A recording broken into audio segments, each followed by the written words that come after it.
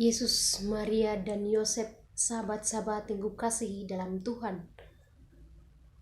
Pada pagi hari ini saya akan menjelaskan tentang doa, dan kita akan melihat pengertian-pengertian tentang doa dan mengapa kita harus berdoa. Yang pertama, bahwa doa mendekatkan kita pada Allah. Mazmur bab 139 ayat 6, Roma bab 11 ayat 33 menyatakan bahwa daya ingat Allah memang tak terbatas, tapi Allah tidak seperti komputer yang sekedar hanya menyimpan data pribadi secara mekanis. Akan tetapi Allah sangat berminat pada isi hati kita, karena Allah ingin agar kita mendekat padanya. Kadang dalam hidup kita tidak tahu persis apa yang kita minta dalam doa. Tapi sekalipun kita tidak bisa mengungkapkan perasaan kita, Allah bisa memahami kondisi kita. Dan Allah akan memberi apa yang kita butuhkan. Dengan ini kita menyadari bahwa Allah telah menolong kita dalam hal-hal yang sangat pribadi. Di sini kita akan merasa dekat dengan Allah. Alkitab menyatakan bahwa apapun yang kita minta sesuai dengan kehendaknya, Dia akan mengabulkan doa kita. 1 Yohanes bab 5 ayat 14. Apakah itu berarti Allah akan selalu mengabulkan setiap permintaan para penyembahnya? Tentu saja tidak.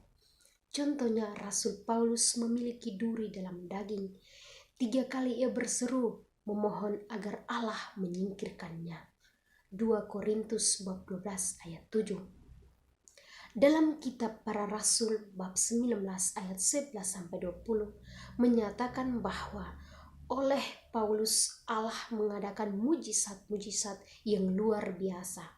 Bahkan orang membawa sapu tangan atau kain yang pernah dipakai oleh Paulus dan meletakkannya atas orang-orang sakit, maka lenyaplah penyakit mereka dan keluarlah roh-roh jahat.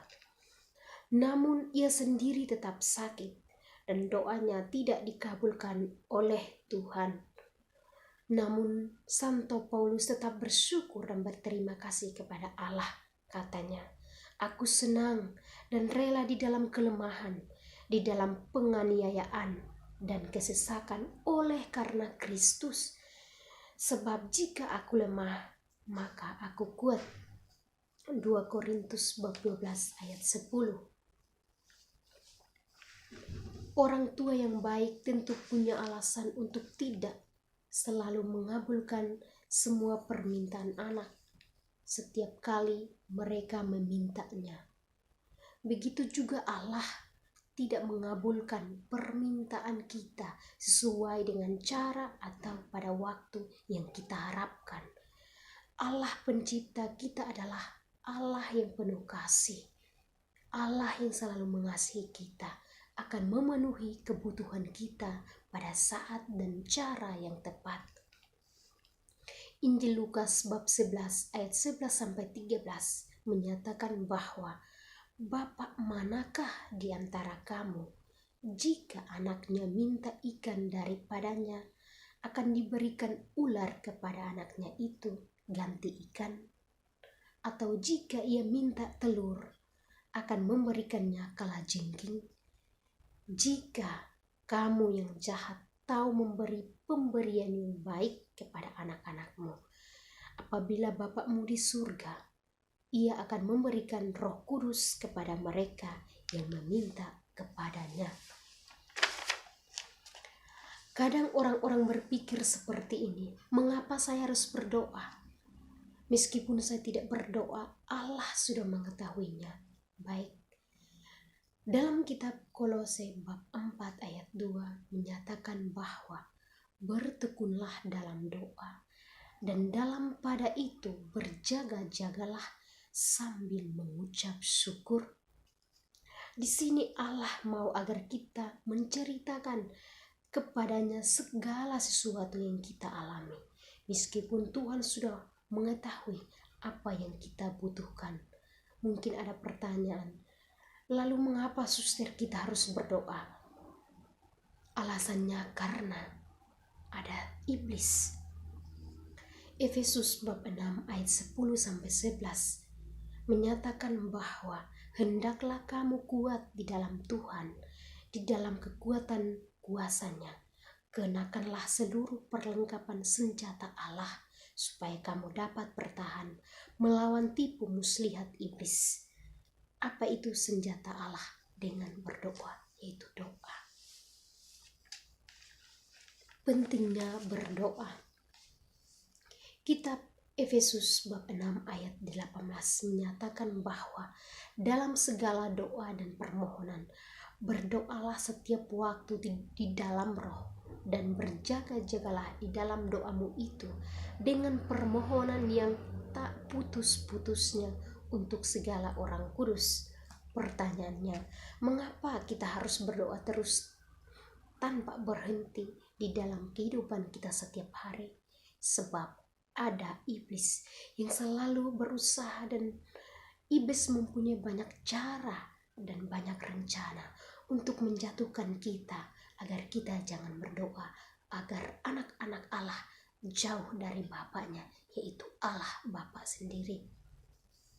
Dan sebab doa adalah ayunan hati, satu pandangan sederhana ke surga, satu seruan syukur dan cinta kasih di tengah pencobaan dan di tengah kegembiraan. Di sini menyatakan bahwa di tengah pencobaan dan di tengah kegembiraan. Jadi bukan hanya kita sakit atau ada masalah baru kita berdoa, namun dalam kegembiraan juga kita bersyukur, mengucap syukur kepada Tuhan, sebab apa yang diberikan kepada kita yaitu rahmatnya, yaitu kasihnya yang begitu besar kepada kita. Untuk itu kita tetap bersyukur dan berterima kasih kepadanya. Dan juga doa merupakan perjumpaan kita dengan Yesus secara rohani dan jasmani, yaitu secara jiwa kita dan fisik kita. Seperti perjumpaan wanita Samaria dengan Yesus. Yohanes bab 4 ayat 1-42.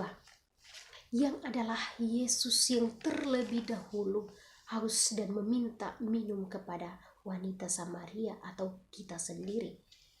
Tuhan haus agar kita haus akan Dia. Hanya dengan doa, dan di dalam doalah kehausan Tuhan dan kita, dan kehausan kita akan Yesus bertemu.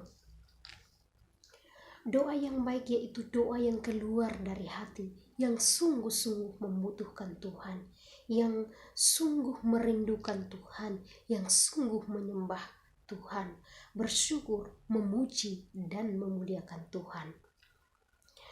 Ketika kita berdoa, hati pikiran jauh dari Tuhan, maka doa kita tidak berarti. Mengapa demikian? Karena hanya di dalam hati kitalah saya dan sahabat-sahabat bertemu dengan Tuhan, dan begitu pula Tuhan bertemu dengan kita. Dan juga di dalam hati kita menyatakan, atau Tuhan menyatakan perjanjian dengan kita. Doa Kristiani adalah hubungan perjanjian antara Allah dengan kita di dalam Kristus. Doa juga merupakan tindakan Allah dan tindakan kita yang mempersatukan Allah dan memperkuatkan hubungan kita lebih erat dengan Allah. Lewat doa, kita menjalani dan menjadi hubungan kasih kita sebagai anak-anak Allah dengan Allah Bapa, dengan Yesus Kristus, dan dengan Roh Kudus. Jadi kalau kita berdoa terus-menerus, hubungan kita lebih erat dengan Allah Tritunggal Maha Kudus. Dan doa juga adalah kehidupan hati yang baru, menghidupkan kita, memberi kita semangat setiap saat, dan mengingatkan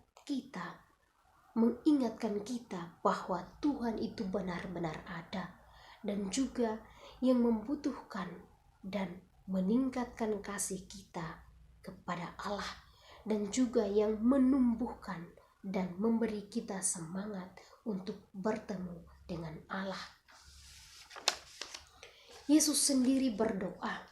Yesus berdoa kepada Bapaknya dalam keheningan di tempat tersembunyi pada malam hari dengan ucapan syukur. Jadi di sini Yesus mengajarkan kita bahwa ketika kita memulai doa, yang pertama kita harus bersyukur dan berterima kasih kepada Tuhan.